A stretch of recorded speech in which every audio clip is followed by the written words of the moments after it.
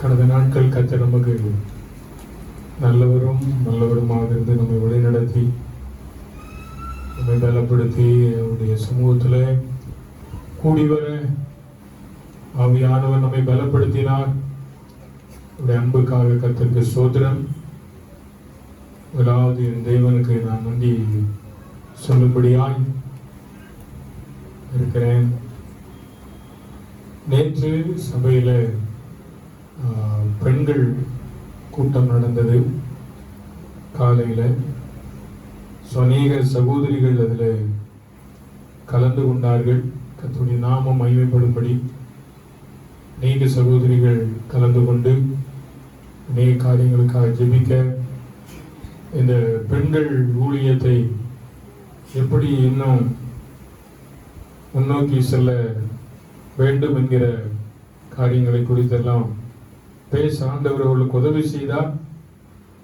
கர்த்தருடைய நாமத்துக்கு மகிமை உண்டாகட்டும். கலந்து கொண்ட எல்லாருக்கும் நன்றி.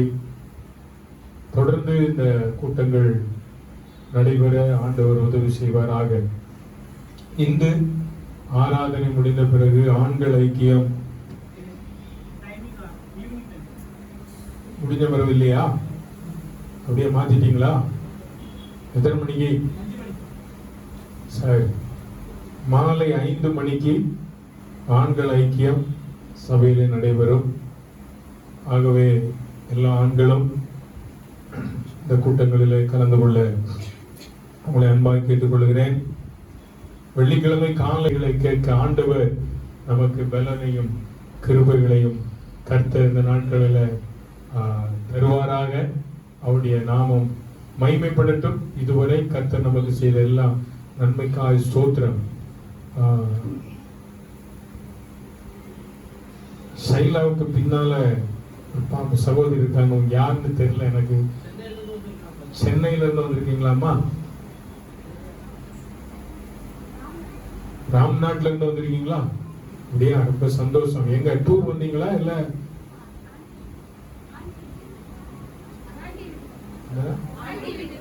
உங்க ஆண்டி வீட்டுக்கு வந்திருக்கீங்க? தோத்திரம். ராம்நாட்ல எங்க இருக்கீங்க? ஆர்எஸ் மங்கலம் சர்ச்சுக்கெல்லாம் போவீங்களாங்க? ஏஜி சர்ச்சுக்கு, ஆர்எஸ் மங்கலம் ஏஜி சர்ச்சுக்கு போறீங்க. கர்த்தர் உங்களை ஆசீர்வதிப்பார். உங்க பாச பேர் என்னமா? ஆரோக்கியம்.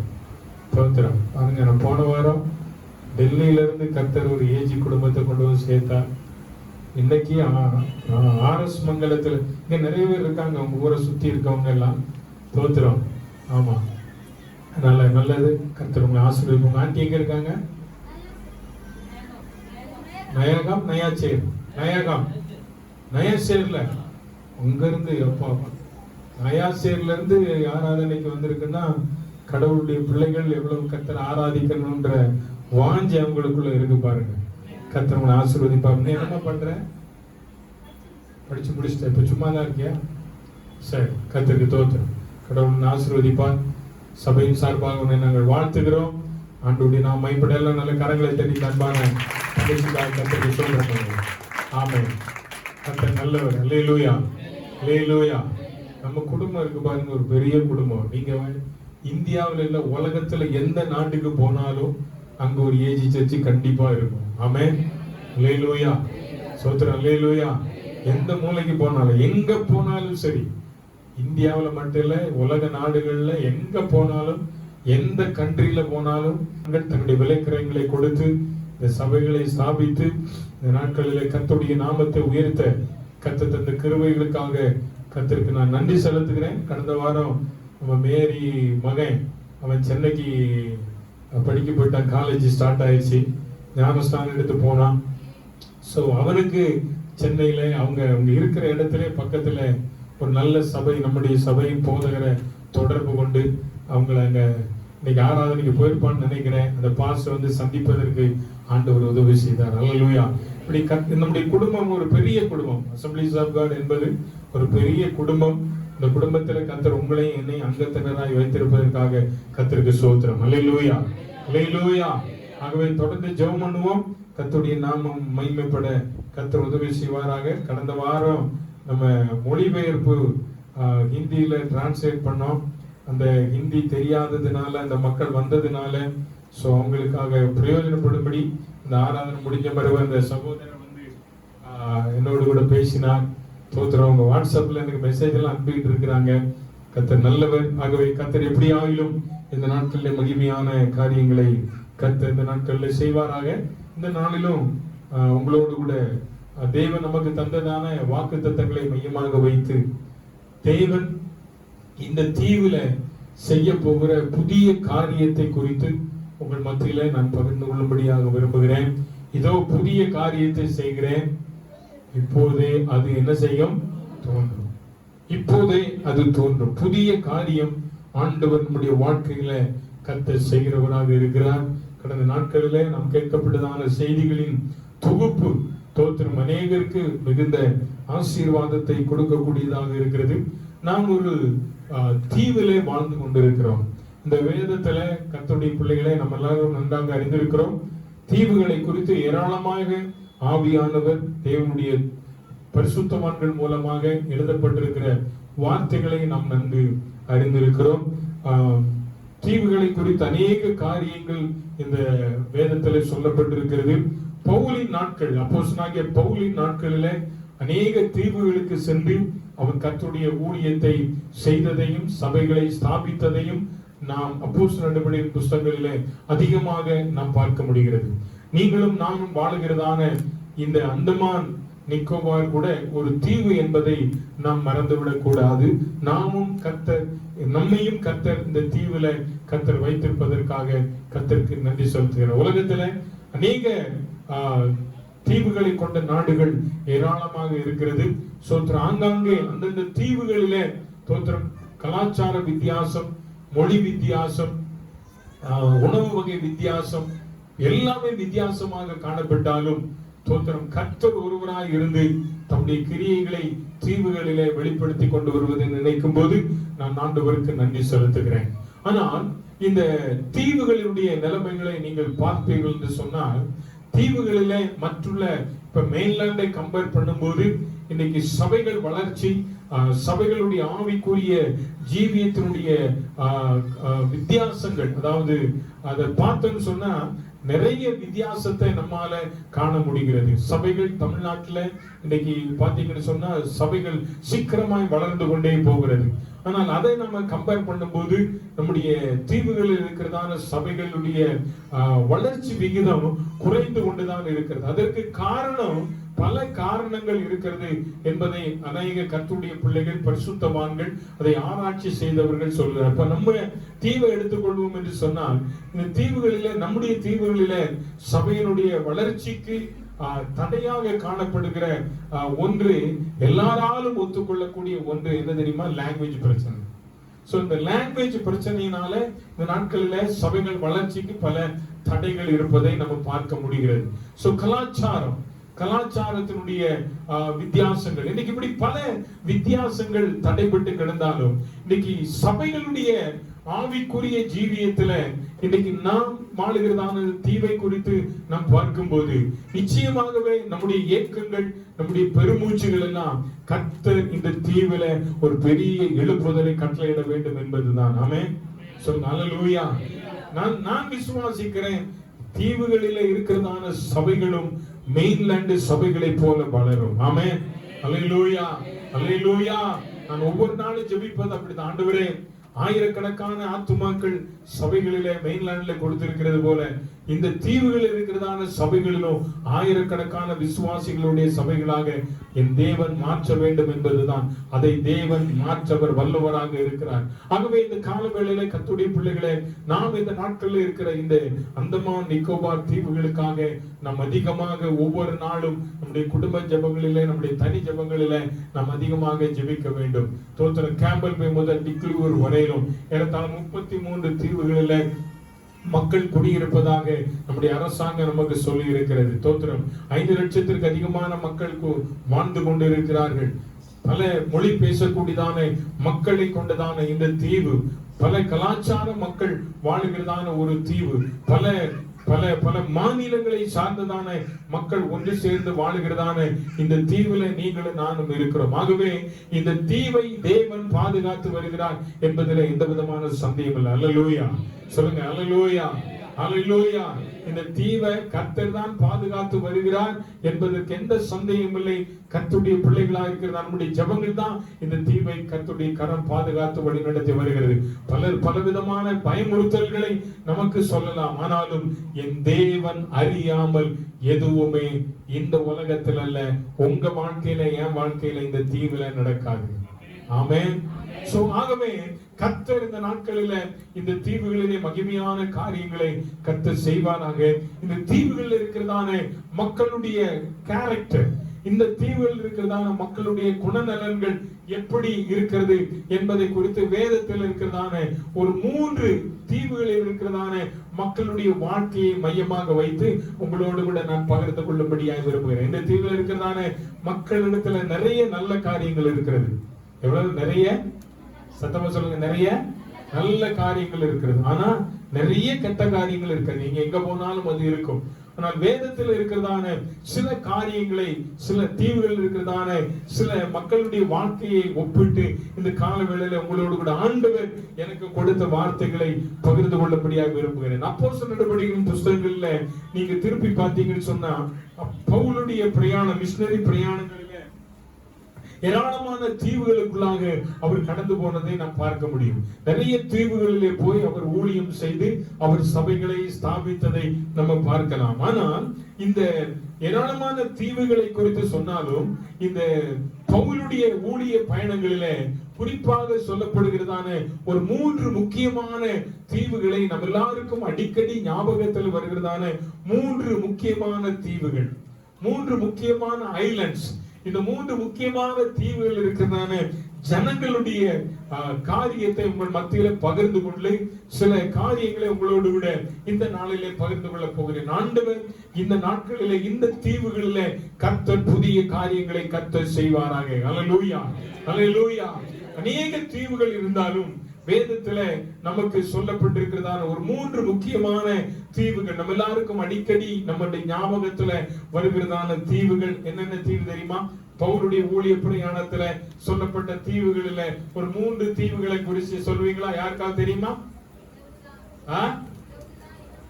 கிலவுதா என்கிறதான தீவு, தீவு தீவு மெலித்தா என்கிற தீவு, சொல்லுங்க. மெலித்தா என்கிற தீவு, சீப்புரு என்கிறதான தீவு, அவ்வளவுதானா? கிரேத்தா என்கிறதான தீவு. இந்த கிரேத்தா, மெலித்தா, தோத்திரம், சீப்புரு, இந்த 3 தீவுமே பவுலுடைய ஊழிய பயணத்துல மிகவும் முக்கியமான தீவுகள் என்பதை நாம் வேதத்திலே வாசிக்கிறோம். சோ இந்த 3 தீவுகளில் இருக்கிறதான மக்களுடைய கேரக்டர் எப்படி இந்த உலகத்துல நம்ம தீவுகள் இருக்கிறதான மக்களுடைய கேரக்டரை கொஞ்சம் ஒப்பிட்டு இந்த நாட்களில நம்ம பார்க்க போகிறோம். ஆனால் தேவன் நல்லவர், அவர் நம்முடைய வாழ்க்கையில புதிய காரியங்களை கர்த்தர் செய்வார். ஆமென். சொல்லுங்க ஹல்லேலூயா. கொஞ்சம் இந்த நாள்ல நல்ல கவனமாக நீங்கள் கேட்க வேண்டும். முதலாவதாக இந்த கால வேளையில நான் உங்கள் மத்தியிலே சொல்ல போகிறதான முதல் தீவு கிரேத்தா என்கிறதான ஒரு தீவு. இந்த தீவை குறித்து வேதத்தில் சொல்லப்பட்டிருக்கிற இடம் தீத்துவின் புஸ்தகம் 1ஆம் அதிகாரம் 12ஆம் வசனத்துல, டைட்டஸ் சாப்டர் 1 verse 12 இந்த கிரேத்தா என்கிறதான தீவை குறித்து பவுல் தீத்துவுக்கு தன்னுடைய நிருபத்தை எழுதும் போது இந்த தீவு மக்கள் எப்படிப்பட்டவர்கள் என்பதை குறித்து எழுதியிருப்பதை நம்ம பார்க்க முடியும். வாசிக்க பார்க்கலாம். 1ஆம் அதிகாரம் 12ஆம் வசனம். கிரேத்தா தீவா, ஓயா பொய்யர், துஷ்ட மிருகங்கள், பெரும் வயிற்று சோம்பேறிகள்,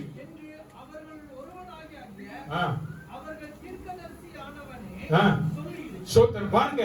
இந்த கிரேத்தா தீவு மக்களை குறித்து அந்த தீவுல இருக்கிறதான ஒரு தீர்க்கதரிசிக்கு பெயர் இதுல சொல்லப்படவில்லை. அந்த தீர்க்கதரிசி சொல்லி இருக்கிறார். தீர்க்கதரிசி என்ன நான் இப்படி சொல்லுகிறேன், ஊழியர், ஒரு தேவனுடைய பிள்ளை. அந்த கிரேத்தா தீவுல இருக்கிறதான ஒரு ஊழியக்காரர், ஒரு தீர்க்கதரிசி, ஒரு தேவனுடைய பிள்ளை அந்த தீவு மக்களை குறித்து சொல்லும் போது சொல்லுகிறார், முதலாவதாக அவர்கள் எப்படிப்பட்ட குணநலம் படைத்தவங்க? ஓயா பொய்யர். அப்படின்னா என்ன அர்த்தம்? ஓயாம என்னதான் சொல்லுவாங்க? பொய் சொல்லுவாங்க. ஓயாம ஓயாம இந்த வார்த்தை எங்க உபயோகப்படுத்தப்படுவாங்கன்னா, தமிழ்நாட்டுல தென் மாவட்டங்கள்ல அதிகமாக இந்த வார்த்தையை உபயோகப்படுத்துவாங்க. ஓயாம பேசிக்கிட்டே இருக்கான், ஓயாம சண்டை போட்டுக்கிட்டே இருக்கான், ஓயாம அடிச்சுக்கிட்டே இருக்கான், ஓயாம அழுதுகிட்டே இருக்கான். இப்படி சொல்ற வார்த்தையை நீங்க கேட்டிருப்பீங்க. இப்ப இவங்களை குறித்து சொல்லப்பட்டிருக்கிற வார்த்தை, இந்த தீவு மக்கள் எப்படிப்பட்ட மக்கள் தெரியுமா? ஓயா பொய்யர். அப்படின்னா இவங்க வாயில என்னதான் இருக்கு? சத்தமா சொல்லுங்க. பொய். பொய் பேசுறதுல நம்பர் 1 ஆட்கள் யாரு? கிரேத்தா தீவா. வேதம் சொல்லுகிறது, பொய் பேசுகிறவருடைய வாய் என்ன செய்யப்படும்? அடைக்கப்படும். பொய் பேசுதல் ஆண்டவருக்கு பிடிக்காது. அப்ப ஆண்டவருக்கு பிடிக்காத குணம் யார் கையில இருந்தது? கிரேத்தா தீவார் மத்தியில இருந்தது. இந்த குணம் இன்னைக்கு யார் கையில இருக்குன்னா, இங்கே இருக்கிற தீவு மக்கள் மத்தியில இருக்கு. குறிப்பாக விசுவாசிகள் மத்தியில என்ன இருக்கிறது என்றால், பொய் பேசுகிற பழக்கம் இருக்கிறது. இந்த கிரேத்தா தீவார் எப்படி ஓயாமல் பொய் பேசிக் கொண்டிருந்தார்களோ, அதே போல இன்றைக்கு இருக்கிறதான நாம் வாழுகிற தீவில் இருக்கிறதான கிறிஸ்தவ மக்கள், கர்த்தருடைய பிள்ளைகள் இன்னைக்கு என்ன பேசுகிறார்கள் என்று சொன்னால், பொய் பேசுகிறவர்களாக இருக்கிறார்கள். ஏன் சபைக்கு வரலன்னா அதுக்கு ஒரு பொய், ஏன் உபவாச கூட்டத்துக்கு வரலன்னா அதுக்கு ஒரு பொய், ஏன் ஆண்கள் ஐக்கியத்துக்கு வரலன்னா அதுக்கு ஒரு பொய். எல்லாவற்றுக்கும் இந்த நாட்களில் உண்மையை சொல்லுகிறதான மக்கள் குறைந்து போய்விட்டார்கள். ஆனால் பொய் பேசுகிறதான ஜனங்கள் கூடிவிட்டார்கள். கர்த்தருடைய பிள்ளைகளை இந்த கால வேளையில நம்முடைய வாழ்க்கையில கிரேத்தா தீவு மக்கள் எப்படி பொய் பேசினார்களோ அப்படி பொய் பேசுகிறவர்களாக நாம் இருக்கக்கூடாது. நீங்களும் நானும் இந்த தீவில் இருக்கிற கர்த்தருடைய பிள்ளைகள் ஆண்டவருக்கு முன்பதாக உண்மை உள்ளவர்களாக இருக்க வேண்டும். அல்லேலூயா. உண்மையை பேசுகிறவர்களாக இருக்க வேண்டும். அல்லேலூயா சொல்லுங்க. அல்லேலூயா. ஆகவே இந்த கிரேத்தா தீவு மக்கள் என்ன பேசுகிறவர்கள், எப்படிப்பட்டவர்களா இருந்தாங்க? அது ஓயா பொய்யர். இரண்டாவதாக அவர்களை குறித்து சொல்லப்பட்டிருக்கிற வார்த்தை துஷ்ட மிருகங்கள். ஐயா, துஷ்ட மிருகம் என்னென்ன? துஷ்ட மிருகம் காட்டுல இருக்கிற நிறைய மிருகம் இருக்கு. அதுல நல்ல மிருகங்களும் இருக்கு, துஷ்ட மிருகங்களும் இருக்குல்ல. நல்ல மிருகங்கள் என்னது? என்னென்ன மிருகம் நல்ல மிருகம்? நாய். நாய் நல்ல மிருகமா? சரி, அது நல்லது. ஓகே. மானு நல்லது. முயல், கேட் நல்லது. ஓகே, கேட் சில இருக்கலாம். துஷ்ட மிருகம் என்னது? சிங்கம், கரடி, புலி, யானை, இவைகள் எல்லாம் என்ன எந்த லிஸ்ட்ல வச்சிருக்கோம்? துஷ்ட மிருகத்துல வச்சிருக்கோம். சரி, இப்ப நான் கேட்கிறேன், துஷ்ட மிருகத்துல இன்னைக்கு எந்த மிருகம் ரொம்ப துஷ்டத்தனமானது? சிங்கம், பாம்புன்றாங்க சிலர், நரின்றாங்க. சரி, ஏதோ ஒண்ணு எடுத்துக்கோங்க. இந்த நீங்க சொன்னது பாருங்க, மிருகங்கள். இந்த மிருகத்தினுடைய குணம் என்ன? சிங்கத்தினுடைய குணம் என்ன? எல்லாத்தையும் அடிச்சு சாப்பிடும். இதைத்தான் நம்ம துஷ்ட மிருகம்னு சொல்றோம். புரியுதா? அப்போ இந்த துஷ்ட மிருக குணம் இன்னைக்கு யார்கிட்ட இருக்கு? யார்கிட்ட இருக்கு? கிரேத்தா தீவுல இருக்கு, அந்தமான் தீவுல இருக்கு. ஆமென் சொல்லுங்க. அல்லேலூயா. துஷ்ட மிருக குணம் எங்க இருக்கு தெரியுமா? வீட்டுல இருக்கு, குடும்பத்துக்குள்ள இருக்கு. நீங்க குடும்ப தலைவர் யாரா மாறிறாரு? சிங்கமா மாறிறாரு. குடும்ப தலைவர் யாரா மாறிறாரு? கரடியா மாறிறாரு. குடும்ப தலைவி யாரா மாறுறாங்க? யானையா மாறிறாங்க. ஆமென் சொல்லுங்க. அல்லேலூயா. அல்லேலூயா. நம்ம வீட்டுக்குள்ளே என்ன குணம் இருக்கு? என்ன மிருகம் இருக்கு? துஷ்ட மிருகம் இருக்கு. இந்த மிருகம் எல்லாம் காட்டுல தான் இருக்கணுமே தவிர வீட்டுல இருக்க கூடாது. அல்லேலூயா. வீட்டுல நீங்க மிருகத்தை வளர்க்கறதுக்குன்னு சிலது வச்சிருக்கலாம். நாயை வீட்டுல வளர்க்கலாம், பூனையை வைக்கலாம். சிங்கத்தை வைக்க முடியுமா? வைக்க முடியாது. யானையை வளர்க்க முடியுமா? வச்சா கவர்மெண்ட்காரன் உடனே பிடிச்சு நம்மளையும் கொண்டு உள்ள போட்டுருவான். அதனால கர்த்தருடைய பிள்ளைகளை இந்த குணம் எல்லாம் காட்டுக்குள்ளதான் இருக்கணும். வீட்டுக்குள்ள என்ன செய்யக்கூடாது? இருக்கக்கூடாது. வீட்டுக்குள்ள இருக்க வேண்டியதெல்லாம் சாந்த குணம். ஆமென் சொல்லுங்க. அல்லேலூயா. அப்ப இந்த கிரேத்தா தீவு மக்களை போல குணம் படைச்சவங்களா நம்ம என்ன செய்யக்கூடாது? அந்தமான் தீவுல இருக்கிற நீங்க இருக்க கூடாது என்று ஆண்டவர் விரும்புகிறார்.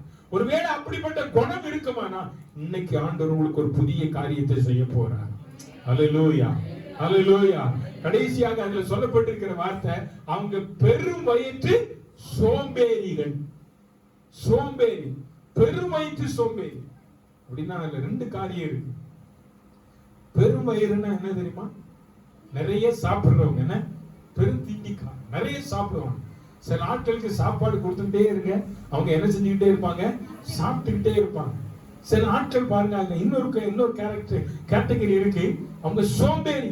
என் நேரம் பார்த்தாலும் என்ன செய்வாங்க? தூங்கிக்கிட்டே இருப்பாங்க, சாப்பிட்டுக்கிட்டே இருப்பாங்க, தூங்கிக்கிட்டே இருப்பாங்க. காலையில 8 மணிக்கு எந்திரிக்கிற ஆட்கள் எல்லாம் இருக்காங்க, 9 மணிக்கு எந்திரிக்கிற ஆட்கள் இருக்காங்க, 11 மணிக்கு எந்திரிக்கிற ஆட்கள் இருக்காங்க. கேட்டா என்ன செஞ்சுக்கிட்டு இருக்காங்க சொல்லுங்க? ஞாயிற்றுக்கிழமை ஆராதனைக்கு வர்றோம். ஆராதனை எத்தனை மணிக்கு? 9 மணிக்கு. எத்தனை மணிக்கு நீங்க எல்லாம் எந்திரிக்கிறீங்க எனக்கு தெரியல. எத்தனை மணிக்கு நீங்க எல்லாம் எந்திரிக்கிறீங்க? 5 மணிக்கு எந்திரிக்கிறவங்க மட்டும் கை வைத்துங்க போகலாம். 5 மணிக்கு. சரி, 5 மணிக்கு எந்திரிச்சு கையை கீழே போடக்கூடாது, நீங்க அப்படியே வைங்க. 5 மணிக்கு நீங்க எந்திரிச்சீங்க இல்லையா? 5 மணிக்கு எந்திரிச்சு உங்களுக்கு 3 மணி 59 நிமிடம் உங்களுக்கு உங்க சொந்த வேலையை செஞ்சீங்க. அப்போ 3 மணி 60வது நிமிடம் வந்து 9 மணி. 9 மணிக்கு நீங்க ஆராதனைக்கு வந்தீங்களா? எத்தனை பேர் கரெக்டா வந்தீங்கன்னு எனக்கு தெரியும், எத்தனை பேர் லேட்டா வந்தீங்கன்னு எனக்கு தெரியும். நல்லா யோசிச்சு பாருங்க. 5 மணிக்கு எந்திரிக்கிறோம், ஆனா ஆராதனைக்கு நம்ம எத்தனை மணிக்கு வரணும் சொல்லுங்க? இப்ப வேலைக்கு போறீங்க, வேலைக்கு போறவங்க 6 மணிக்கு பிரசன்ட் பண்ணணும், ஆஜர் போடணும். நீங்க எத்தனை மணிக்கு எந்திரிக்கிறீங்க? 4 மணிக்கு. 4 மணிக்கு எந்திரிச்சு 6 மணிக்கு வேலைக்கு போயிடுறோம். ஏன்னா ஆஜர் போடணும். போடலன்னா நமக்கு சம்பளம் இல்லை. ஆனா ஆராதனைக்கு மட்டும் நம்ம இஷ்டத்துக்கு என்ன செய்யறோம்? வர்றோம். ஆராதனைக்கு வர்றதுல கூட நமக்குள்ள என்ன இருக்கு? சோம்பேறித்தனம். தூக்கத்தினாலதான் இது நடக்கு. சிலர் பல காரியங்களை சொல்லலாம், தண்ணி வந்தது, அது வந்தது, இது வந்தது, உண்மைதான். ஆனா ஒரு வாரம்னா பரவாயில்ல, வாரம் சோம்பேறித்தனமாவே நம்ம என்ன செய்யக்கூடாது? இருக்கக்கூடாது. அதனால சாலமோன் ஞானி நமக்கு எறும்பை கற்றுக் கொடுக்கிறார். எறும்பு கிட்ட போய் என்ன செய்? கற்றுக்கொள், சுறுசுறுப்ப கற்றுக்கொள். கர்த்தருடைய பிள்ளைகளை, சோம்பேறித்தனம் நம்ம வாழ்க்கையில பெரிய சாபத்தை கொண்டு வரும். சோம்பேறித்தனம் நம்முடைய வாழ்க்கையில நிறைய ஆசீர்வாதங்களை இழக்க நேரிடும். நல்ல சுறுசுறுப்பா இருக்கிற ஆட்களை பாருங்க, உழைச்சிக்கிட்ட இருக்க ஆட்கள் ஓடிக்கிட்டே இருப்பாங்க, நிக்கவே மாட்டாங்க. அந்த மிஷின் நிக்காது, அது நிக்கவே நிக்காது. ஆனா இன்னைக்கு நம்முடைய வாழ்க்கையில விசுவாச பிள்ளைகளுடைய நிலைமை எப்படி இருக்கு தெரியுமா? சோம்பேறித்தனமாக இருக்கு. இன்னைக்கு ஆண்டவர் சொல்றாரு, இந்த கிரேத்தா தீவு மக்களை போல அந்தமான் தீவு மக்களை நீ இருக்காத. ஆமென் சொல்லுங்க. அல்லேலூயா, அல்லேலூயா. இப்படி எல்லாம் இருந்தா என்ன நடக்கும்ன்றதை சொல்ல போறேன் இன்னைக்கு. இந்த தீவு மக்களை போல நம்ம இருந்தா என்ன நடக்கும்ன்றதை கடைசியில உங்களுக்கு ரத்தின சுருக்கமா சில காரியங்களை சொல்றேன். நம்ம ஓயா பொய்யரா இருக்கக்கூடாது, துஷ்ட மிருகங்களாக நம்ம இருக்கக்கூடாது, சோம்பேறியா இருக்கக்கூடாது. இதுதான் இந்த கிரேத்தா தீவு மக்களுடைய கேரக்டர். அடுத்து இன்னொரு தீவுல, சீப்புரு தீவு, இந்த தீவுல இருந்த மக்களுடைய நிலைமை, இந்த தீவு மக்களுடைய கேரக்டரை குறிச்சு நீங்க அப்போஸ்தலர் நடவடிக்கைகள் 21வது அதிகாரம் 4ஆம் வசனத்தை வாசிங்க. முதல்ல 4ஆம் அதிகாரம் 36ஆம் வசனம் வாசிங்க. அப்போஸ்தலர் நடவடிக்கைகள் 4ஆம் அதிகாரம் 36ஆம் வசனம். சீப்புரு தீவானும் லேவியனும் அப்போஸ்தலராலே ஆறுதலின் மகன் என்று அர்த்தம் கொள்ளும் பர்னபா என்னும் மறுபேர் பெற்றோருமாகிய யோசே என்பவன் தனக்கு உண்டாயிருந்த நிலத்தை விற்று அதன் கிரயத்தை கொண்டு வந்து அப்போஸ்தலருடைய பாதத்திலே வைத்தான். அடுத்த வசனம் வாசிக்கலாம். சாரி, 37 முடியல பாருங்க. இங்க ஒரு தீவு, சீப்புரு தீவு. இந்த தீவு பவுலுடைய ஊழியத்திலே மிக முக்கியமான ஒரு தீவு. இது ஆரம்ப காலத்துல, அப்போஸ்தலர் நடவடிக்கையின் ஆரம்ப காலங்களில வேதத்திலே சொல்லப்பட்டிருக்கிறது. ஒரு மனிதனை குறித்து சொல்லப்பட்டிருக்கிறது. அவனுடைய பெயர் பர்னபா. இந்த பர்னபா என்பவனை குறித்து நாம் வேதத்திலே வாசிக்கும் போது அவன் தனக்கு உண்டான எல்லாவற்றையும், நிலத்தை எல்லாவற்றையும் விற்று யாருடைய பாதபீடத்திலே கொண்டு வந்து கொடுத்தான்? யாருடைய பாதபீடத்திலே வைத்தானா? அப்போஸ்தலருடைய பாதபீடத்திலே. நல்லா கவனிங்க, கர்த்தருடைய பிள்ளைகளே, சபை ஆரம்பிக்கப்பட்ட காலம், இயேசு கிறிஸ்து மரித்து அடக்கம் பண்ணப்பட்டு உயிர்த்தெழுந்து போன பிறகு பெந்தெக்கோஸ்தே நாட்களிலே சபைகள் உருவாக்கப்பட்ட போது பேதுரு மூலமாக சத்தியத்தை பிரசங்கிக்கப்படுகிறது. எருசலேம் பட்டணத்துல தீவுகளிலே கர்த்தருடைய வார்த்தைகள் போகிறது. தீவுகளிலே கர்த்தர் கிரியை செய்கிறார். அப்படி கிரியை செய்யும் போது இந்த சீப்புரு தீவுல தோத்திரம் இந்த பர்னபா என்கிறதான இந்த வாலிபன், இந்த அருமையான சகோதரன் தனக்கு உண்டான நிலத்தை விற்று அப்போஸ்தலருடைய பாதபீடத்திலே கொண்டு போய் என்ன செய்தான்? சொல்லுங்க, பாதபீடத்திலே வைத்தான். அன்னைக்கு அப்போஸ்தலர்களுக்கு ஆகாரத்திற்கு வழி இல்லை. கர்த்தருடைய பிள்ளைகள் கொடுத்தால்தான் ஆகாரம், இல்லை என்றால் இல்லை. அவர்கள் விசுவாசத்திலே வாழ்ந்த காலம். ஆனால் தனக்குண்டான நிலத்தை விற்று ஆண்டவருடைய ஊழியக்காரருடைய பாதத்திலே கொடுத்தவர் யார் என்றால் ஒரு தீவில வாழ்ந்ததான பர்னபா. ஆமென் சொல்லுங்க, அல்லேலூயா, அல்லேலூயா. அவன் தனக்குண்டான நிலத்தை விற்றான். இங்க ஒரு மனுஷன் விற்று பாதத்துல வைத்தான். ஆனா 5ஆம் அதிகாரத்தை நீங்க வேதத்துல வாசித்து பார்த்தீங்கன்னா, அனனியாவும் சப்பீராலும் நிலத்தை விற்று தேவ மனுஷனை ஏமாத்துனதுனால என்ன நடந்ததுங்க? என்ன நடந்தது? செத்து போயிட்டாங்க, செத்து போயிட்டாங்க. அப்போ ஒரு கர்த்தருடைய பிள்ளை, தீவிர வசிக்கிற கர்த்தருடைய பிள்ளையே, தேவன் நமக்கு தருவதை நம்ம யார் பாதத்தில் வைக்கணும்? ஆண்டுடைய சமூகத்தில் வைக்கணும். ஆமென் சொல்லுங்க, அல்லேலூயா. அப்படின்னா என்ன அர்த்தம்? சீப்புரு தீவில் இருந்த கர்த்தருடைய பிள்ளைகள் தங்களுக்கு உண்டானவைகளை யாருக்கு கொடுத்தார்கள் என்றால் கர்த்தருடைய ஊழியத்திற்கு கொடுத்தார்கள். ஆமென். கர்த்தருடைய ஊழியக்காரர்களுக்கு கொடுத்தார்கள். கர்த்தருடைய ஊழியத்தை தாங்கினார்கள். அப்படியானால் இந்த அந்தமான் தீவில குடியிருக்கிற நீங்களும் நானும் கர்த்தர் நமக்கு தந்தவைகளில எதை தாங்கணும்? சபையை தாங்கணும். ஆமென். ஊழியத்தை தாங்கணும். அல்லேலூயா. ஊழியக்காரர்களை தாங்கணும். அல்லேலூயா சொல்லுங்க, அல்லேலூயா, அல்லேலூயா. இதை செய்யணுங்க. இதை ஆண்டவர் எதிர்பார்க்கிறார். இதை கர்த்தர் எதிர்பார்க்கிறார். ஆனால் இன்றைக்கு நம்முடைய நிலைமை எப்படி இருக்கிறது? நம்முடைய வாழ்க்கை எப்படி இருக்கிறது? கர்த்தர் நமக்கு நிறைய தந்திருக்கிறார். ஆனால் நாம் என்ன செய்கிறோம்? இந்த பர்னபாவை போல தேவ ஊழியத்திற்கு நாம் கொடுக்கிறோமா? தேவ ஊழியக்காரருடைய அப்போஸ்தலருடைய பாதபீடத்திலே கொண்டு போய் எல்லாவற்றையும் விற்று விட்டோமா? வைத்து விட்டோமா? ஒரு நாள் ஒரு தேவனுடைய ஊழியக்காரர் ஒரு சாட்சி சொன்னார். உங்க அக்கா வீட்டுக்காரர் ஒரு நல்ல கம்பெனியில வேலை செஞ்சவர். திடீர்னு சொல்லி அவருக்கு ரொம்ப உடல்நிலை சரியில்லாம போயிட்டுதான். உடல்நிலை சரியில்லாமல் போனதுனால அவங்க பல ஆஸ்பத்திரிக்கு போனாங்க. அடிக்கடி அவர் வெளிநாட்டுக்கு போய் அந்த கம்பெனி விஷயமா வேலைக்கு போற மனிதன். கடைசியில இவங்க வந்து பேரளவுல கிறிஸ்தவங்க. கடைசியில அவங்க அந்த ஊழியக்காரருடைய பெற்றோர்கள் போகிற சபைக்கு கூட்டிட்டு போனாங்க. அங்க போய் சபை மக்கள் எல்லாரும் ஆண்டவருடைய நாமம் மகிமைக்காக சபையார் உபவாசித்து ஜெபித்தார்கள். அந்த சபையின் போதகர் ஜெபித்தார். ஜெபத்தை கேட்டு ஆண்டவர் இந்த சகோதரனுக்கு விடுதலை கொடுத்தார். ஆமென் சொல்லுங்க, அல்லேலூயா. விடுதலை கொடுத்தார். விடுதலை கொடுத்த மாத்திரத்துல என்ன நடந்தது தெரியுமா? அந்த சகோதரி கையில் இருந்ததான 40 பவுன் நகைய அப்படியே கலத்தி எங்க கொடுத்துட்டாங்க தெரியுமா? ஆண்டவருடைய ஊழியத்திற்கு கொடுத்துட்டாங்க. ஆமென். எத்தனை பவுன்?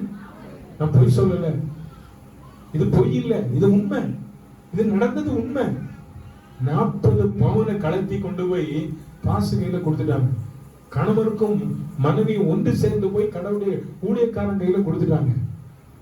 பாஸ்டர், இதை நீங்க என்ன செஞ்சாலும் சரி, ஊழியத்துக்கு சபை கட்டுவதற்கு எடுத்தாலும், ஊழியங்களுக்கு வேற எங்க பிரான்ச் சபை கட்டுறதுக்கு செலவு பண்ணாலும் சரி, என்ன செஞ்சாலும் கடவுள் எங்களுக்கு கொடுக்க சொன்னாரு. நாங்க என்ன செஞ்சுட்டோம்? ஆண்டவர் கையில கொடுத்துட்டோம். 40 பவுன் நகைய ஆண்டவர் சமூகத்துல கொண்டு கொடுத்தாங்களா? கர்த்தருடைய பிள்ளைகளே, இன்னைக்கு ஆண்டவர் கொடுத்ததை விட இரட்டிப்பாக திரும்ப உங்களுக்கு கர்த்தர் கொடுத்திருக்கிறார். ஆமென் சொல்லுங்க, அல்லேலூயா. நீங்க ஆண்டவருக்கு கொடுப்பதை ஆண்டவர் கணக்கு வைக்கிற கர்த்தர். தோத்திரம். நீங்களும் நானும் கணக்கு வைக்கலனாலும் ஆண்டவர் கணக்கு வச்சு நமக்கு திரும்ப தருகிறவர். ஆமென். சொல்லுங்க அல்லேலூயா. இந்த சீப்புரு தீவு பர்னபா தனக்கு உண்டான எல்லாவற்றையும் விற்று ஆண்டவருடைய ஊழியக்காரருடைய கையில என்ன செய்தானா கொண்டு போய் கொடுத்தான் என்று பார்க்கிறோம். அதே போல 9ஆம் அதிகாரம் 27ஆம் வசனத்துல இந்த பர்னபாவை குறித்து நீங்கள் வேதத்துல வாசித்து பார்த்தீங்கன்னா, இந்த பர்னபா தான் பவுலை கூட்டிட்டு போய் மற்ற அப்போஸ்தலர்கள் மத்தியில இந்த பவுலை குறித்து சாட்சி கொடுக்கிறார். 9ஆம் அதிகாரம் 27ஆம் வசனம் வாசிங்க. அப்பொழுது பர்னபா என்பவன்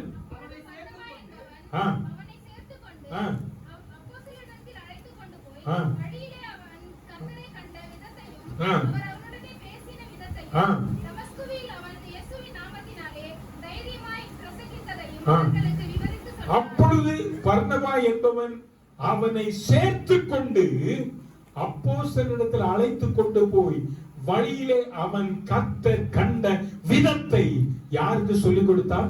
அப்போஸ்தலர்களுக்கு சொல்லிக் கொடுத்தான். ஆமென். சொல்லுங்க அல்லேலூயா. பவுலை அப்போஸ்தலர்கள் ஏற்றுக்கொள்வது கடினமாக தான் இருந்தது. ஏனென்றால் இந்த சவுலாக இருந்ததான பவுல் தோத்திரம் அவன் அநேக சபைகளை துன்பப்படுத்தினவன், கொலை செய்தவன், அநேக சபைகளை உபத்திரவப்படுத்தினவன். இவனை ஆண்டவர் வழியிலே சந்திச்சிட்டாரு. இவன் குருடனாய் விழுந்து கிடந்து அனனியா என்கிற தேவ மனுஷனை கொண்டு கர்த்தர் ஜெபிக்க வைத்து அற்புதம் செய்தாச்சு. ஞானஸ்நானம் பெற்று இப்ப ஊழியம் செய்ய ஆரம்பிக்கிறார். கொண்டு போய் பவுலை சீசர்களிடத்திலே அறிமுகப்படுத்துகிறான். அல்லேலூயா. சொல்லுங்க அல்லேலூயா. அருமையான கர்த்தருடைய பிள்ளைகளை, இதிலிருந்து என்ன நீங்களும் நான் அறிந்து கொள்கிறோம் என்று சொன்னால், ஒரு கர்த்தருடைய பிள்ளை செய்ய வேண்டியது என்னவென்றால், கர்த்தரை அறிந்த பிள்ளைகளாக இருக்கட்டும், அறியாத பிள்ளைகளாக இருக்கட்டும், அவங்களை இயேசுவை குறித்து சொல்லி எங்க கொண்டு வரணும்? சபைக்குள்ள கொண்டு வர வேண்டிய பொறுப்பு யார் கையில இருக்குன்னா உங்க கையில தான் இருக்கு. ஆமென். ஆமென். இந்த பர்னபா மட்டும் பவுல் அன்னைக்கு அழைச்சிட்டு போகலன்னா பவுல் தனியா தான் நின்று இருக்கணும். ஏற்றுக்கொள்ளல, அன்னைக்கு சீசர்கள் ஏற்றுக்கொள்ளல, பெரிய பிரச்சனை இருந்தது. ஆனாலும் பவுல் பர்னபா பவுலோடு கூட நின்று கர்த்தருடைய ஊழியத்தை செய்தான். ஆமென். ஆகவே கர்த்தருடைய பிள்ளைகளை இந்த காலவேளையில சீப்புரு தீவு பவுல் பர்னபாவை போல நாம் ஆண்டவருக்காக எதையாகிலும் செய்ய வேண்டும். ஆமென். இந்த தீவில் இருக்கிறதான நீங்களும் நானும் சபை வளர வேண்டுமானால், சபைகள் பெருக வேண்டுமானால், இன்னும் சபைகள் பல இடங்களிலே நாம் ஆரம்பிக்க வேண்டுமானால் நீங்களும் நானும் உழைச்சாதான் முடியும். ஆமென். சொல்லுங்க அல்லேலூயா. அல்லேலூயா. கடவுளுக்காக ஆத்துமாக்களை ஆதாயம் பண்ணணும், கடவுளுக்காக ஊழியம் செய்யணும், உங்க அக்கம் பக்கத்தில் இருக்கவங்களுக்கு இயேசு கிறிஸ்துவை குறித்து சொல்லணும், அவங்களுக்காக போய் ஜெபம் பண்ணணும், அவங்கள போய் சந்திக்கணும், அவங்கள சபைக்கு நேராக அழைச்சிட்டு வரணும். ஆமென். சோ இந்த சீப்புரு தீவுல இந்த பர்னபா என்கிறதான தேவ மனிதன் தனக்கு உண்டான எல்லாவற்றையும் ஆண்டவருடைய ஊழியத்திற்கு கொடுத்தது மாத்திரமல்ல, தான் ஊழியம் செய்யும்படிக்கு, தன் ஊழியம் செய்வதற்காக தேவனால் தெரிந்து கொள்ளப்பட்ட பவுலை அப்போஸ்தலர் மத்தியிலே அறிமுகம் செய்கிறதான ஒரு தீவாக இந்த தீவு இருந்த 21ஆம் அதிகாரம் 4ஆம் வசனம். அப்போஸ்தலர் நடவடிக்கை 21:4 வசனத்தை வாசிங்க. 4ஆம் வசனத்தை. அங்கே 7 நாள் தங்கினோம். அவர்கள் பவுலை நோக்கி, நீர் எருசலேமுக்கு போக வேண்டாம் என்று ஆவியின் ஏவுதலினாலே சொன்னார்கள். ஆமென். ஆவியின் ஏவுதலினாலே சொன்னார்கள். இது பாத்தீங்கன்னா இது இந்த தீவுல நடக்கிற சம்பவம் தான். நீங்க இதை படிச்சு பாத்தீங்கன்னா தெரியும். சோ அப்ப இந்த தீவு மக்கள் பாத்தீங்கன்னா எப்படிப்பட்டவங்களாக இருந்தாங்க? கர்த்தருடைய ஊழியத்திற்கு முதலிடம் கொடுத்த தீவு மக்களாக இருந்தாங்க. ஆமென். சொல்லுங்க அல்லேலூயா. அல்லேலூயா. சோ அப்போ இந்த தீவுகளிலே இருக்கிறதான மக்களா இருக்கிறதான நாம் தேவனுடைய ஊழியத்திற்கு என்று நாம் மனமு வந்து கொடுக்கிறவர்களாக மட்டுமல்ல, நம்மையே கொடுப்பது மட்டுமல்ல, நாமே உழைக்கிறவர்களாக நாம் இந்த நாட்டிலே மாறுவோம் என்று சொன்னால் இந்த தீவு நிச்சயமாக சீக்கிரம் ஏசப்பாவுக்கு சொந்தமாக மாறிவிடும். அல்லேலூயா. அல்லேலூயா. கடைசியாக ஒரு தீவு, இந்த தீவு நம்ம எல்லாருக்கும் தெரிந்த தீவு தான், மெலித்தா என்கிறதான தீவு. 28வது அதிகாரத்துல பவுல் பிரயாணப்பட்டு போகும்போது சோத்திரம் பயங்கரமான புயல் வருகிறது, பெருங்காற்று, சூறைக்காற்று, தென்றல் காற்று, அந்த காற்று இந்த காற்றெல்லாம் வீசி கடைசியில கப்பல் உடைஞ்சி பலகையை பிடிச்சி கரை சேர்ந்தார்கள். அந்த இடம் மெலித்தா என்கிறதான ஒரு தீவுன்னு 28வது அதிகாரம் ஆரம்பிப்பதை பார்க்க 28 அதிகாரம் 1ஆம் வசனத்தை 2ஆம் வசனத்தை வாசிங்க பார்க்கலாம். நாங்கள் தப்பி கரை சேர்ந்த பின்பு அந்த தீவின் பெயர் மெலித்தா என்று அறிந்தோம். பாருங்க, அந்நியர் அந்த தீவில் இருந்ததான மக்களை குறித்து சொல்லப்படுகிறதான வார்த்தை, அந்நியராய் இருந்ததான அவர்கள், ஆமா, எங்களுக்கு பாராட்டின அன்பு கொஞ்சம் அல்ல. அப்படின்னா இந்த மெலித்தா தீவில் இருந்ததான மக்கள் தோத்திரம் ஊழியக்காரர்கள் மேல எப்படிப்பட்டவர்களாக இருந்தாங்க? அன்பா இருந்தாங்க. அவங்க பாராட்டின அன்பு கொஞ்சம் அல்ல, கொஞ்சம் அல்ல. நான் உண்மையா சொல்றேன், இந்த அந்தமான் தீவுல இருக்கிற மக்கள், நீங்கள் ஊழியக்காரர் மேல, எங்க மேல மட்டும் இல்ல, நான் நிறைய பார்த்திருக்கிறேன், நிறைய ஊழியக்காரர்னா அந்தமான் தீவுல இருக்கிற மக்கள் ரொம்ப நேசிக்கிறீங்க. அதற்காக கர்த்தருக்கு ஸ்தோத்திரம். ஆமென். சொல்லுங்க அல்லேலூயா. சத்தமா தான் சொல்லுங்களேன், அல்லேலூயா. எனக்கு தெரியும், நீங்க மெயின்லாண்ட்ல பாத்தீங்கன்னா அப்படி எல்லாம் பார்க்க முடியாது. ஆனா இந்த தீவுல இருக்கிற மக்கள், அது இந்த தீவுல இல்ல, நீங்க உலகம் எங்கிலும் இருக்கிற அநேகர் சொல்ல கேட்டிருக்கிற, அநேகர் மக்கள் சொல்ல கேள்விப்பட்டிருக்கிறேன், உலகம் எங்கிலும் இருக்கிறதான தீவுகளில குடியிருக்கிறதான மக்கள் ஊழியக்காரங்களை ரொம்ப நேசிக்கிறவங்க. ஆமென். சொல்லுங்க அல்லேலூயா. அந்த பாக்கியத்தை ஆண்டவர் நமக்கு தந்திருக்கிறார். ஆமென். இந்த மெலித்தா தீவு மக்கள் அன்றைக்கு இந்த படகு விபத்தினால கரை சேர்ந்ததான பவுலுக்கும் அவனை சார்ந்தவர்களுக்கும், அவங்களை சார்ந்தவர்கள் மேலும் என்ன செலுத்தினார்கள் தெரியுமா? அன்பு செலுத்தினார்கள். அப்படின்னா கர்த்தருடைய பிள்ளைகளே, அந்தமான் தீவில் இருக்கிற நீங்களும் ஒருவருக்கு ஒருவர் என்னவா இருக்க வேண்டும்? அன்பா இருக்க வேண்டும். தேவன் விரும்புவதெல்லாம் நாம் ஒருவரில் ஒருவர் எப்படிப்பட்டவர்களா இருக்க, அன்பா இருங்கள் என்று சொல்லி ஆண்டவர் சொல்றார். இரண்டாவது பாத்தீங்கன்னா அந்த மெலித்தா தீவை குறித்து 28ஆம் அதிகாரம் 7ஆம் வசனத்தை வாசிங்க. 7ஆம் வசனம். தீவுக்கு முதலாளியாகிய புபிலியு என்னும் பெயர் கொண்டவனுடைய நிலங்கள்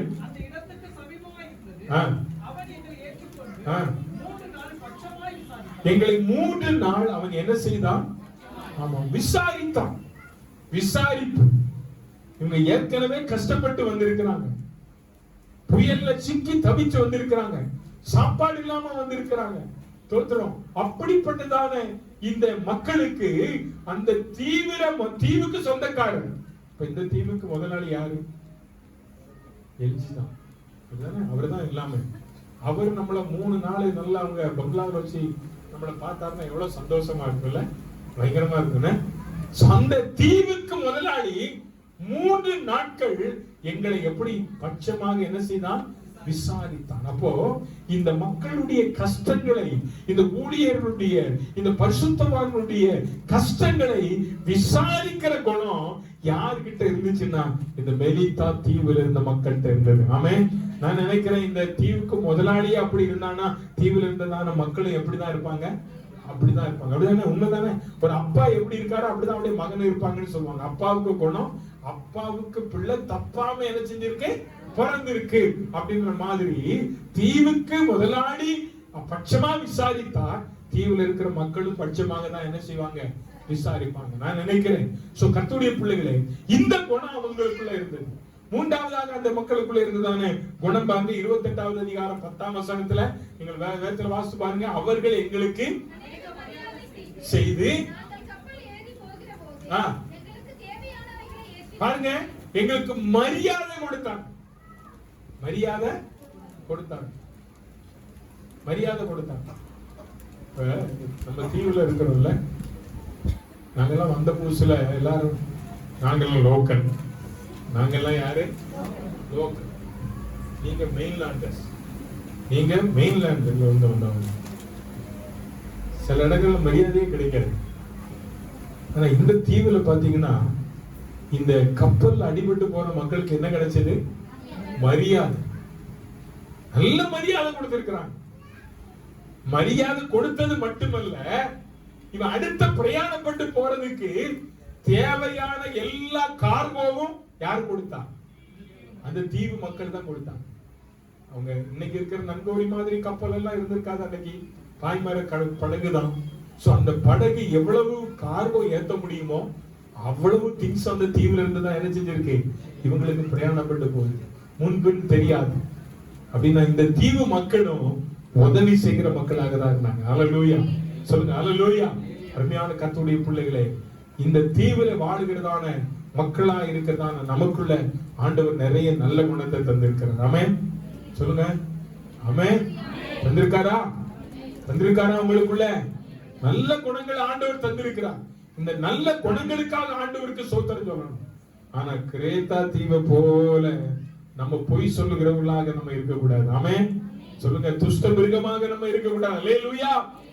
நமக்கு கர்த்தர் நமக்கு தந்திருக்கிற நல்ல குணம் இந்த மெலித்தா தீவு மக்களை போல, இந்த சீப்புரு தீவு மக்களை போல நாம் இருக்க ஆண்டவர் நமக்கு உதவி செய்வார்.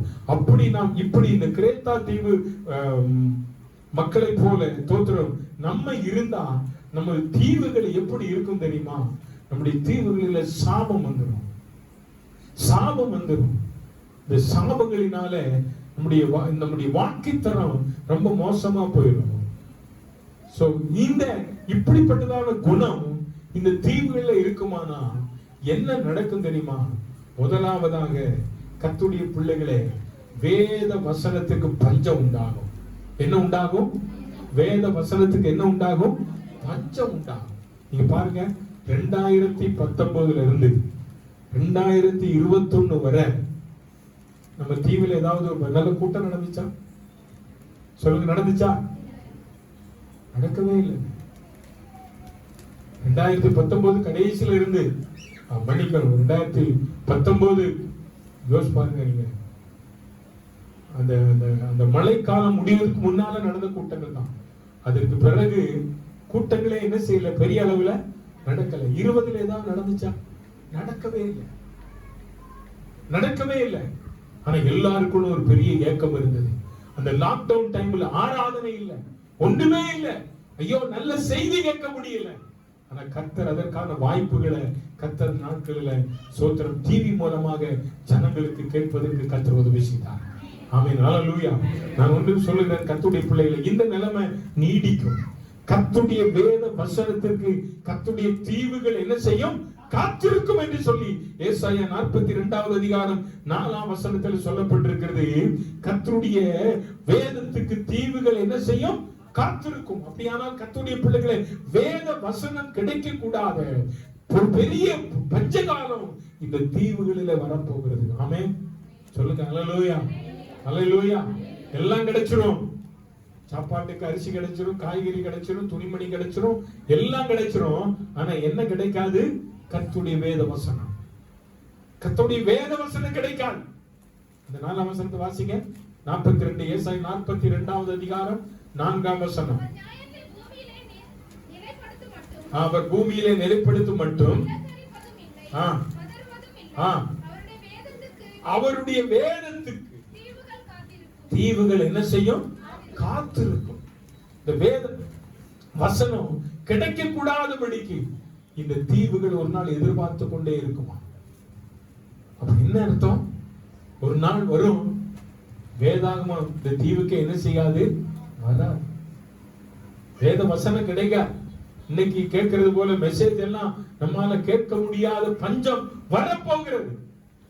இன்னைக்கே பாத்தீங்கன்னா கடல் வழியா கடல் மார்க்கமா நமக்கு கேபிள் போட்டுட்டாங்க. நெட் பயங்கர ஸ்பீடு எல்லாம் சொல்றாங்க. எதாவது நடக்குதா? சொல்லுங்க. தமிழ்நாட்டுல நான் 6 வாக்கிங் போகும்போது அதான் பேசுவோம். தமிழ்நாட்டுல சென்னை பட்டணத்துல அவ்வளவு மக்கள், லட்சக்கணக்கான மக்கள் இருக்காங்க. அங்க நெட் ஆன் பண்ண 1 நிமிஷத்துல என்னவாயிருது? ஒரு செகண்ட்ல டவுன்லோட் ஆயிடுது. இங்க இருக்கிற 4 லட்சம் பேர் 4 நாள் ஆனாலும் ஒரு மெசேஜ் என்ன பண்ண முடியுதுல? டவுன்லோட் ஆக முடியல. தோத்திரம். எல்லாம் சொல்றாங்க நல்லா ஆயிட்டு, கனெக்ஷன் கிடைச்சிட்டு. என்ன கிடைச்சிருக்கு? ஒரு நாள் வரப்போகுது, இது எல்லாம் இல்லாம போகும். அப்பதான் ஒரு பெரிய பஞ்சம் கர்த்தருடைய பிள்ளைகள் நம்முடைய தேசத்துல வரப்போகுது. இப்பவே பைபிள் பிரிண்டிங் ஆகக்கூடாது, செய்யக்கூடாது என்கிறதான மறைமுகமான வேலைகள் எல்லாம் நடக்குது. ஆனா கர்த்தருடைய பிள்ளைகளை, நீங்களும் நானும் இதற்காக ஜெபிக்க வேண்டும், காத்திருக்க வேண்டும். தீவுகளில் குடியிருக்கிறோமே, நம்முடைய வாழ்க்கையில நம்ம 100 சேலை வச்சிருக்கோம். ஆனா எத்தனை பைபிள் வச்சிருக்கீங்க நீங்க? உங்க ஒருத்தருக்கு 2 பைபிள் வச்சிருக்கிறேன் அப்படின்னு சொல்றது மட்டும் கை வைத்து காமிங்க. 2 பைபிள். தோத்திரம். பாத்தீங்களா? சிலர் கையில தான் இருக்கு, மீதி உள்ளவங்க கையில எல்லாம் இல்ல. இன்னொரு எக்ஸ்ட்ரா பைபிள் வாங்கி வச்சுக்கோங்க. ஆமென். சொல்லுங்க அல்லேலூயா. அல்லேலூயா. நான் படிக்கிறதுக்கு ஒரு பைபிள் வச்சிருக்கேன், என் டேபிள் மேல ஒரு பைபிள் வச்சிருக்கிறேன், என் பேங்க்ல ஒரு பைபிள் வச்சிருக்கிறேன், எனக்கு எங்க பாஸ்டர் தந்த ஒரு பைபிள் என் செல்ஃப்லயே வச்சிருக்கேன். அதுதான் என் பொக்கிஷம். தமிழ் பைபிள் மட்டும் 4 பைபிள் வச்சிருக்கிறேன். எத்தனை பைபிள்? அப்ப பாஸ்டர் என்கிட்ட வாங்கிடலாம், கொன்னே விடுவேன். காசு கொடுத்து வாங்கணும் பைபிளை. அல்லேலூயா. ஆனா வேத வசனம் கிடைக்க கூடாது. ஏன்னா வேத வசனம் அதைத்தான் சொல்லுது நமக்கு. நீங்க வேதத்துல வாசி பாருங்க, ஓசியா தீர்க்கதரிசன புஸ்தகம் 8ஆம் அதிகாரம் 12ஆம் வசனம். ஓசியா தீர்க்கதரிசன புஸ்தகம் 8ஆம் அதிகாரம் 12ஆம் வசனத்துல சொல்லப்பட்டிருக்கிறது, என் வேதத்தின் மகத்துவங்களை அவர்களுக்கு எழுதி கொடுத்தேன், அவைகளை அந்நிய காரியமாக என்ன செய்தார்கள்? எண்ணினார்கள். என் வேதத்தின் மகத்துவங்களை அவர்களுக்கு அச்சிட்டு கொடுத்தேன், அச்சிடும்படி உதவி செய்தேன், பைபிளாக கொடுத்தேன். ஆனால் அந்த பைபிளையோ அவர்கள் வாங்காமல் செல்போன்ல வச்சு கொண்டு விளையாடிக்கிட்டு இருக்கு. செல்போன் ஒரு நாள் இல்லாம போகும். ஆமென். அல்லேலூயா. அல்லேலூயா. இந்த கர்த்தருடைய வேத வசனம் இன்னைக்கு நிலைச்சு நிற்கும். ஆமென். என் வேதத்தின் மகத்துவங்களை எழுதி கொடுத்தேன், அவைகளோ அந்நிய காரியமாக என்ன செஞ்சாங்க? நீ அந்நியமா நினைக்காத, இதுதான் நம்முடைய சொத்து. ஆமென்.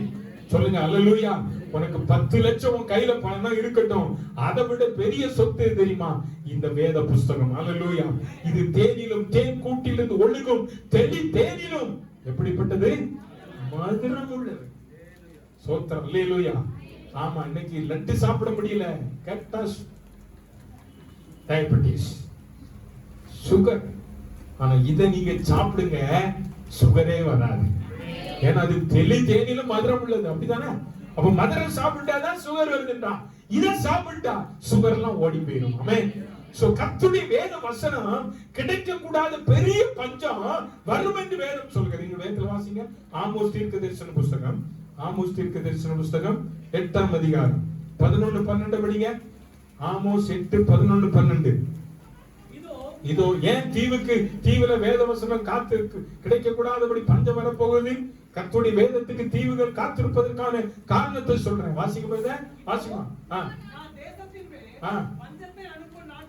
பஞ்சம் வரப்போகுது. இன்னைக்கு காலையில ஒரு நிமிஷம் சண்டே ஸ்கூல்ல தான் சொன்னாங்கன்னு நினைக்கிறேன்.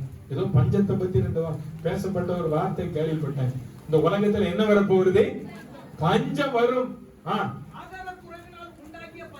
ஐயா, அப்ப சாப்பாட்டுனால பஞ்சம் இல்ல, அப்ப சாப்பாடு கிடைக்கும். அது போதும். எது போதும்? அதுதானே மனுஷனுக்கு முக்கியம். ஆண்டவரே சொல்றார் தீர்க்கதரிசி மூலமா, ஆகார குறைவினால் உண்டாகிற பஞ்சம் அல்ல, தண்ணினால. இப்ப இன்னைக்கு வந்து பாருங்க, 3 நாளைக்கு ஒரு தண்ணி. இப்பவே படுற பாடு பாத்தீங்கன்னா, ஐயோ அப்பா அப்பா. ஆண்டவர் சொல்றாரு தீர்க்கதரிசி மூலமா, ஜல குறைவினால் உண்டாகிற தாகமும் அல்ல. அப்ப உனக்கு தாகமே வராது. கேட்க கிடைக்காத பஞ்சத்தை நீ கர்த்தருடைய வார்த்தையை கேட்க கூடாத பஞ்சம் இந்த பூமியில வரப்போகிறது. ஆமென். சொல்லுங்க அல்லேலூயா. இன்னைக்கு டிவில பாக்குறோம், போன்ல பாக்குறோம், எல்லாத்துலயும் பாக்குறோம். ஆனா இது ஒரு நாளும் கேட்க முடியாதபடிக்கு தீவில ஒரு பெரிய இருள் வரப்போகிறது. அடுத்த வசனம் சொல்லப்படுகிறது. வாசிங்க. அப்பொழுது அவர்கள் தேட ஒரு சமுத்திரம் தொடங்கி மறு சமுத்திரம் மட்டும் வடதிசை தொடங்கி கீழ் திசை மட்டும் அலைந்து திரிந்தும் அதை கண்டடையாமல் போவார்கள். பாருங்க, அப்படி இருக்கிற வசனம் சொல்லுது. அப்பொழுது அவர்கள் கர்த்தருடைய வசனத்தை தேடுறதுக்கு போகணும். அது எங்க இருந்து எங்க போவேன்? கேம்பல் மேல இருந்து டிக்கிமூர் வர ஒரு சமுத்திரம் தொடங்கி இன்னொரு சமுத்திரம் வரை நீ தேடினாலும் கர்த்தருடைய வசனம் கிடைக்காது. அல்லேலூயா. அதனாலதான் ஆண்டவர் தீர்க்கதரிசி மூலமா சொல்லிட்டாரு, தீவுகள் கர்த்தருடைய வசனத்துக்கு என்ன செய்யும்? காத்திருக்கும். நீ தேட வேண்டிய காலம் வரும். கர்த்தருடைய பிள்ளை, இந்த கால வேளையில கர்த்தருடைய வசனத்தை நீ வாசி, நீ தேடி வாசி, வேதத்தை நேசி, வேத புஸ்தகத்தை வாங்கி. வேத புஸ்தகம் இல்லாத வீடா இருக்க கூடாது. கர்த்தருடைய வேத புஸ்தகத்தை வைத்துக் கொண்டு நீ வேதத்தை வாசிக்காமல் இருக்கிறவன் கிறிஸ்தவன் அல்ல. வேதத்தை வாங்கணும், வேதத்தை வாசிக்கணும். ஆமென். அதன்படி நடக்கணும். அல்லேலூயா, அல்லேலூயா. தீவுகள் கர்த்தருடைய வசனத்திற்கு என்ன செய்கிறது? காத்திருக்கிற. நீ தேட வேண்டிய ஒரு காலம் வரும். எங்க தேடி போனாலும் கிடைக்காது. சாப்பாடு கிடைச்சிடும், தண்ணி கிடைச்சிடும், ஆனா வேத வசனம் என்ன செய்யாது? கிடைக்காது. பிரசங்கம் கிடைக்காது. இந்த பிரசங்கம் எல்லாம் கிடைக்காது. இன்னைக்கு எல்லாம் சேர்த்து உள்ளுக்குள்ள வச்சுக்கோ, சேர்த்து வச்சுக்கோ. அல்லேலூயா. ஆண்டவர் ஒரு பெரிய பஞ்சத்தை அனுப்ப போகிறார். இந்த உலகத்தில் ஒரு பெரிய பஞ்சம் வரப்போகிறது. அந்த பஞ்சம் ஆகாரத்தினாலோ தண்ணியினால் அல்ல, வேத வசனம் கிடைக்க கூடாத ஒரு பெரிய பஞ்சம் இந்த பூமியில வரும். ஆமென். சொல்லுங்க அல்லேலூயா, அல்லேலூயா. இது ஆண்டவருடைய எச்சரிப்பு. இன்னொரு எச்சரிப்பு என்னது எச்சரிக்கிறார் தெரியுமா? வாசிங்க எசேக்கியேல் தீர்க்கதரிசன புஸ்தகம் 39வது அதிகாரம் 6ஆம் வசனம். எசேக்கியேல் 39:6 ஆண்டவர் தீவுகளை குறித்து ஒரு எச்சரிப்பு சொல்வதை பார்க்கிறோம். வாசிக்கலாமா? நான் தீவுகளில் நிர்விசாரமாய் குடியிருக்கிறவரிடத்திலும் அக்கினியை என்ன செய்வேன்? அனுப்புவேன். அப்ப ஆண்டவர் சொல்றாரு, தீவுகளில நிர்விசாரமாய் குடியிருக்கிறவர்கள் மத்தியில நான் எதை அனுப்ப போகிறேன்? ஆமா, இன்னைக்கு நிறைய நிர்விசாரம். தீவுகளில என்ன இருக்கிறது? நிர்விசாரம். ஜெபம் இல்லை வீடுகளில, குடும்ப ஜெபம் இல்லை வீடுகளில, வேத வாசிப்பு இல்லை, உபவாச ஜெபம் இல்லை, ஆராதனை இல்லை, நிர்விசாரமாய் வாழ்ந்து கொண்டிருக்கிறோம். நான் கேட்கிறேன், லாக்டவுன் முடிஞ்சு சபை ஆரம்பிச்ச போது முதல் 2 வாரம் சரியான நேரத்துக்கு நீங்க ஆராதனைக்கு வந்தீங்க. அப்பெல்லாம் பயம், கொரோனா நமக்கு வந்துருமோ, ஐயோ ஏசப்பா கொரோனா வந்து நம்மளை தாக்கிட்டாரு, காத்துட்டாரு, அதனால ஆராதனைக்கு ஓடணும். இன்னைக்கு நிர்விசாரம். எவ்வளவு நிர்விசாரமா உட்கார்ந்து இருக்கிறோம். ஆலயத்துக்கு வந்து எப்படி உட்கார்ந்து இருக்கிறோம்? கர்த்தருடைய வார்த்தையை கேட்கிற நாம் எப்படிப்பட்ட நிலைமையில இருக்கிறோம்? நிர்விசாரம். தீவுகளிலே குடியிருக்கிற மக்களே, நிர்விசாரமாய் நீ இருந்தால் ஆண்டவர் சொல்றாரு, நான் என்ன அனுப்புவேன்? அக்கினி அனுப்புவேன். அப்பொழுது நான் கர்த்தர் என்ன செய்வீர்கள்? அறிந்து கொள்வீர்கள். அக்கினியை கர்த்தர் அனுப்புனா அவர் யாருன்னு தெரியும். அக்கினி அனுப்புவாரா? அனுப்புவார். ஒரு ஐலண்டு தான் இருக்கு எரிமலை, வேற ஐலண்டு. அது எங்கேயோ இருக்குன்னு நம்ம நினைக்கிறோம். அது மொத்தம் வெடிச்சிச்சுன்னா எப்படி இருக்கும்? யோசிச்சு பாருங்க. நிர்விசாரத்திலிருந்து மாறுங்க. கர்த்தருக்கு முன்பதாக வைராக்கியமா இருங்க. நான் ஆண்டவருடைய பிள்ளை. ஆண்டவரே, இந்த தீவுகள் இருக்கிறதான நிர்விசாரத்தினால தேவன் அக்கினியை அனுப்ப போகிறார். தேவனுடைய பிள்ளைகளுடைய நிர்விசாரத்தினால வேத வசனம் கிடைக்க கூடாத பஞ்சத்தை தேவன் அனுப்ப போகிறார். தேவனுடைய எச்சரிப்பு என்பதை கர்த்தருடைய பிள்ளைகளை நீங்களும் நானும் மறந்துடக்கூடாது. நாம் என்ன செய்யணும்? தீவுகளில் இருக்கிறதான கர்த்தருடைய பிள்ளைகளா இருக்கிறதான நாம் என்ன செய்யணும்? தேவனுடைய பிள்ளைகளா இருக்கிற நாம் ஏசாயா 42ஆம் அதிகாரம் 10ஆம் வசனத்துல ஆண்டவர் சொல்ற வார்த்தையை பாருங்க. சமுத்திரத்தில் யாத்திரை பண்ணுகிறவர்களே, அதில் உள்ளவைகளே, தீவுகளே, அவைகளில் குடியிருக்கிற அவைகளில் குடிகளே, கர்த்தருக்கு புதுப்பாட்டை பாடுங்கள். பூமியின் கடையாந்தரங்களிலிருந்து அவருடைய துதியை. ஆமா, நான் சொல்றேன் பாருங்க. சமுத்திரத்தில் யாத்திரை பண்ணுகிறவர்கள். கடல்ல யார் யாத்திரை பண்றா? தீவுல இருக்கிற மக்கள் தான். நம்ம தானே பண்றோம்.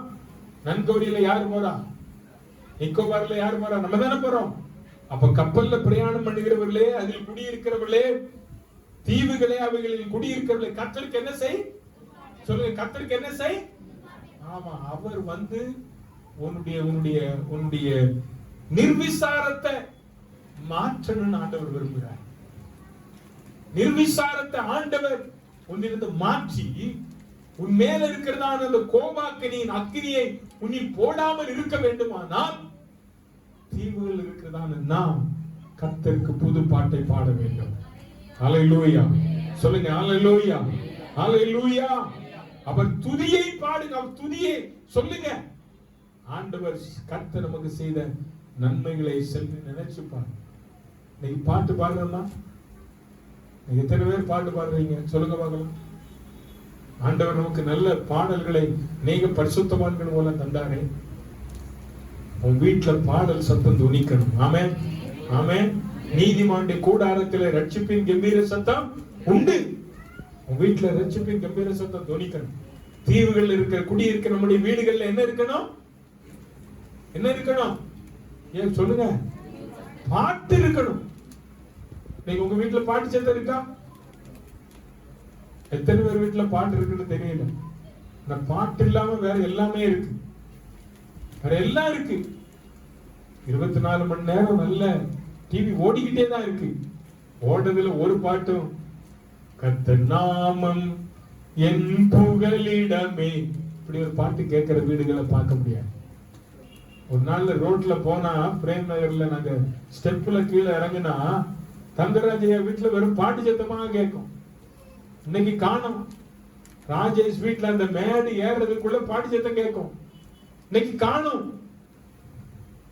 உங்க வீட்டுல நான் கேட்க என்னென்னமோ வாங்குறீங்களே, இந்த பாட்டு கேட்கறதுக்கு ஏதாவது வழி பண்றீங்களா? இன்னைக்கு சிடி பிளேயர் வாங்குறதெல்லாம் அப்படியே வச்சிருக்கீங்க. சிடிகளை யாரும் வாங்குறது இல்லை. அதுக்கெல்லாம் நமக்கு வாங்குறதுக்கு நேரம் இல்லை, அது கேட்க நேரம் இல்லை. கர்த்தருடைய பிள்ளைகளை, தீவில குடியிருக்கிறதான நீங்களும் நானும் செய்ய வேண்டியது கர்த்தர் நம்முடைய நிர்விசாரத்தை மாற்ற தேவன் நம்மிடத்தில் எதிர்பார்ப்பதெல்லாம் நீங்களும் நானும் ஆண்டவருக்கு புது பாட்டை பாட வேண்டும். பூமியின் கடையாந்தரங்கள் இருந்தவுடைய துதியை நீங்கள் என்ன செய்யுங்க? பாடு. நீ பாடும்போது என்ன நடக்கும்? நீ ஆராதிக்கும் போது என்ன நடக்கும்? செப்பன்யா 2ஆம் அதிகாரம் 11ஆம் வசனம். செப்பன்யா 2ஆம் அதிகாரம் 11ஆம் வசனம். கர்த்தர் அவர்கள் மேல் கொடியாய் இருப்பார். பூமியில் உள்ள தேவர்களை எல்லாம் எரிந்து போக பண்ணுவார். அப்பொழுது தீவுகளில் உள்ள சகல புறஜாதிகளும் அவரவர் தங்கள் தங்கள் ஸ்தானத்திலிருந்து அவரை பணிந்து கொள்வார்கள். அவரை என்ன செய்வார்கள்? பணிந்து கொள்வார். பாருங்க, பூமியில் உள்ள தேவர்களை எல்லாம் நான் மெலிந்து போக பண்ணுவேன். அப்பொழுது தீவுகளில் உள்ள சகல புறஜாதிகளும் அவரவர் தங்கள் ஸ்தானத்திலிருந்து அவரை என்ன செய்வார்கள்? அவரை என்ன செய்வார்கள்? ஆமா. இப்ப நான் கேட்கிறேன், புறஜாதிகள் அவங்க இருக்கிற இடத்துல இருந்து இன்னும் அவரை பணியாமல் இருப்பதற்கு காரணம் நீங்களும் நான். நாம் என்ன செய்வதில்லை? அவருக்காக புதிய பாடலை பாடுவதில்லை. ஆமென். சொல்லுங்க ஹல்லேலூயா. சத்தமா சொல்லுங்க ஹல்லேலூயா. பாட்டு பாடி பாரு. உங்க வீடு தேடி வரும். உங்க வீட்டு தேடி வியாதியஸ்தர்கள் வருவாங்க. நீ குடும்ப ஜெபம் செஞ்சு பாரு. உங்க வீட்டை தேடி வியாதியஸ்தர்கள் பிசாசின் பிடி இருக்க வீட்டை தேடி வருவாங்க. நான் கேட்கிறேன், உங்க வீட்டை சுற்றில் இருக்கிற குடும்பங்களுக்காக பேர் சொல்லி என்னைக்காவது ஜெபம் பண்ணிருக்கீங்களா? உங்க வீட்டுக்கு ஏத்த வீட்டுல யார் இருக்கா தெரியுமா?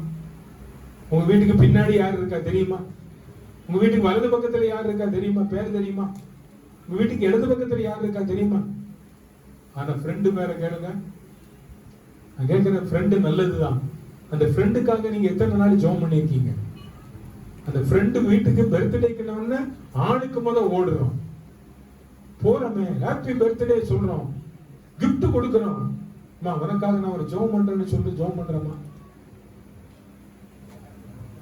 ஜெபம் பண்றோமா? நம்ம கர்த்தருடைய பிள்ளைகள். நம்ம ஆண்டவர் எதற்காக வைத்திருக்கிறார்?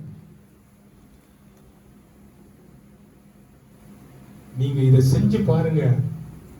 புறஜாதி மக்கள் அவங்க வீடுகளில் இருந்து இயேசுவை நோக்கி கூப்பிடுவார்கள். ஹல்லேலூயா, ஹல்லேலூயா. ஒரே ஒரு வசனத்தை வாசித்து ஜெபம் பண்ண விரும்புகிறேன். அப்போஸ்தலர் நடவடிக்கைகள் 4ஆம் அதிகாரம் 12ஆம் வசனத்தை வாசிங்க. அப்போஸ்தலர் நடவடிக்கைகள் 4ஆம் அதிகாரம் 12ஆம் வசனம். தெரியாத அந்த வசனம். இந்த வசனத்தை எல்லாம் மனப்பாடம் பண்ண வேண்டிய வசனம் இதெல்லாம். இல்லை, நாம் ரட்சிக்கப்படும்படிக்கு வானத்தின் கீழெங்கும் மனுஷருக்குள்ளே அவருடைய நாமமே அல்லாமல் வேறொரு நாமம் அவராலே அன்றி வேறு ஒருவராலும் என்ன இல்ல? ரட்சிப்பு இல்ல. ரட்சிப்பு இல்ல. ரட்சிப்பு இல்ல. இயேசு ஒருவரால் தான் இந்த பூமியில் இருக்கிற மக்களுக்கு ரட்சிப்பு. அப்ப புறஜாதி மக்கள் அவரவர்கள் இருக்கிற இடத்துல இருந்து கொண்டு ஆண்டவரை நோக்கி பார்க்க வேண்டுமானால் சபையை நீங்களும் நானும் அவர்களுக்காக ஜெபிக்க வேண்டும். அவர்களை போய் சந்திக்க வேண்டும். அவர்கள் போய் சொல்ல வேண்டும். எல்லா முழங்கால்களும் அவருக்கு உண்பதாக முடங்கும். ஆமென். சொல்லுங்க. எல்லா நாவுகளும் அவரை இயேசுவை ஆண்டவர் என்று என்ன செய்யும்? அறிக்கை செய்யும். ஒரு நாள் வரப்போகிறது.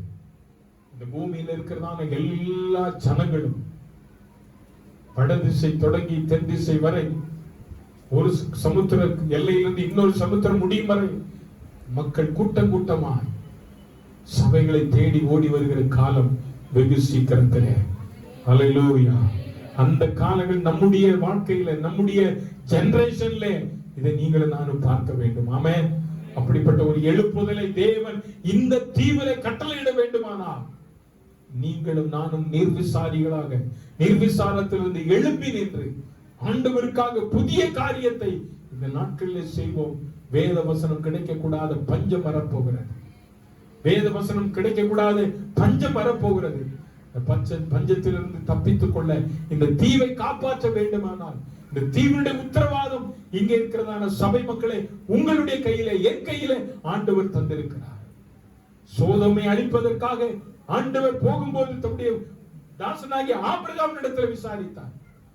ஆனால் அதே போலதான் அந்த தீவு கொண்டு வருகிறது என்றால் அதற்கு உத்தரவாதி நீங்களும் நானும் தான். நீங்களும் நானும் தான். இந்த தீவை பாதுகாக்க தேவனுடைய சமூகத்தில் திறப்பிலே நில்லுங்கள். தீவுகள் கர்த்தருடைய வசனத்துக்கு காத்திருக்கிறது. ஏங்கி தவிக்கிற ஒரு காலம் சீக்கிரமாய் வரப்போகிறது. இந்த தீவுகளிலே குடியிருக்கும்படி ஆண்டவர் நமக்கு செய்த நன்மைகளை நினைத்து ஆண்டவருக்கு உள்ளத்தின் ஆழத்திலிருந்து நன்றி சொல்லுவோம். நிர்விசாரங்களை எடுத்து போடுவோம். கர்த்தருக்காக வைராக்கியமாய் எழும்பி நிற்போம். தேவன் நம்ம ஒவ்வொருவரையும் ஆசீர்வதிப்பார். எல்லாரும் இருக்கிற இடத்துல எழுந்து நிற்போமா?